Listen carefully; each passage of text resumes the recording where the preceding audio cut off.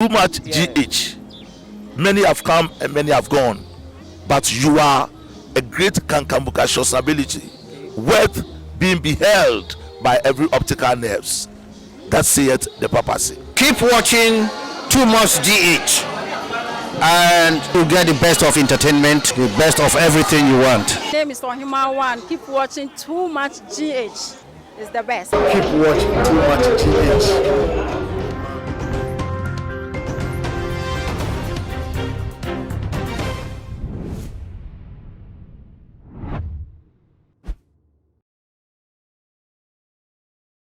Akwabashunko enkomawa wohwe mesabe otuma GHS so Ghana wahala dwumadi na ebre asosamusofo muni aba EPS kapa enenso mede ebebeso mu na enedei yankasa yempapa a oda International Gospel Church anu Bishop Daniel Kojo Obinim waba eye abonte ede ensembi ababetu eye edayebesha 2020 afino de chese na yem papa yi de eni ewono sopa eye eni ensema eba ede efa ni nyina start every expose a MP for Asin Central Honorable Kennedy akompreko Japan wotna eye ne to the seashore so ede etu eye edwa chese wo bie ne docket eni chese wo kenkan ni nyina de nyoma wo ye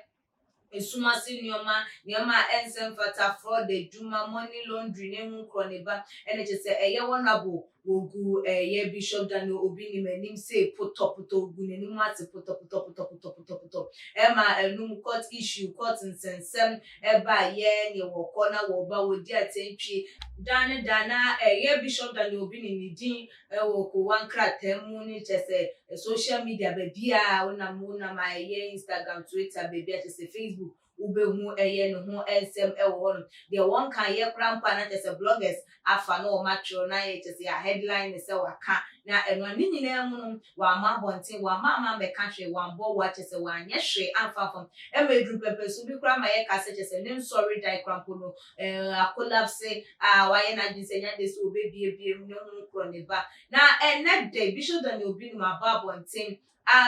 bring out some testimony in nyoma nyane rade aye diamano ene die na tamfo anase woma no mo pen kukurahwi ase na womo epen wo say won pen ni gwa so wom hihye ya amba mu enyina still afei die wode ne nsembetu edwa no se afei no wo se still na nyame ensa eda so ewo no so nyame enyinani emfa enyinta no se de dodo na ehunu esi efa na ni nyina ye 31st night anu de na wo suro krampo se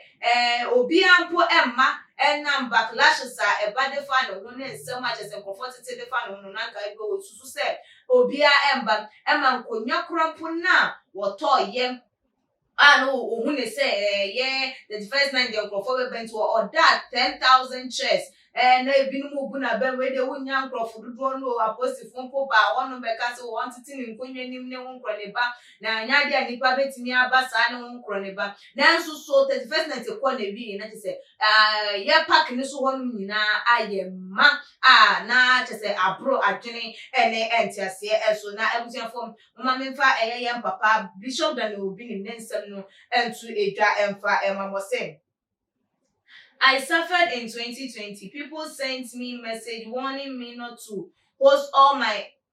my online service on a path. They said people will not come for my online service because of the bad names and backlashes that befell on me in 2020. I must admit that 2020 was not good for me. I had gone for over 10,000 chairs waiting to have my online service, and now people are saying I should change the venue and reduce the number to avoid embarrassment. I was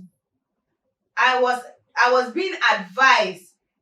to have my online service at Kumasi when I arranged the 10,000 chairs on the Ashaman Park. Over 20 policemen came to me and told me to leave space in the chairs between 9 to 10 p.m. The chairs were full.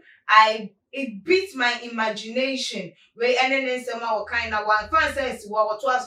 Jesus Christ has done well. So today I came to thank God that my enemies did not win. I was persecuted for wrong reasons. Many thought my church has even collapsed, but Jesus did not allow that to happen. I decided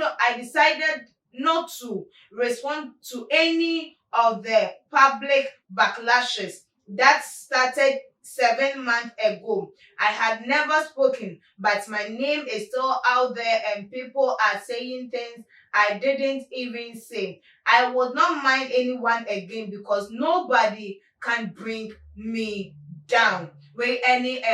Papa Bishop Daniel Obinim Nensama wode etu edwa ebrajete Otna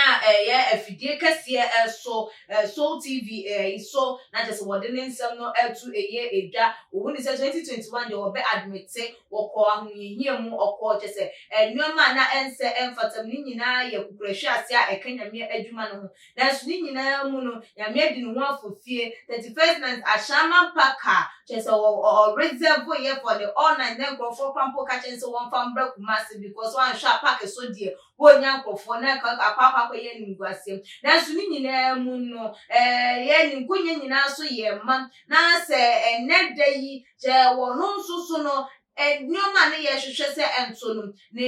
na asori ne nkofo pesenka enkolase ni nyina ntimi ambemu am na je se wo hu se wotamfo ye enye ye de biara de nyame ahura no na wo hura no obia entimi endome no na osusu se enya de se obia ebetimi de na aba from de biara da se Yehowa tiasi na Kristo tiasi na nyame etimi edi no ho afofie na nyame etimi ye nyuma so kese bi sei e na brabo mu 2020 sa nyoma we nyina kotia na nsuso nyame enyi ne nsanfa mfiri ne so na wodi no ho afofie no de 2021 mu with such a blow minding imagination and I say blow minding testimony pandia enya de se bibibia ebetimi ebu na bomfiam na wodi ne nsem no etu edwa no na Ghana for bebre na ka se eno anu no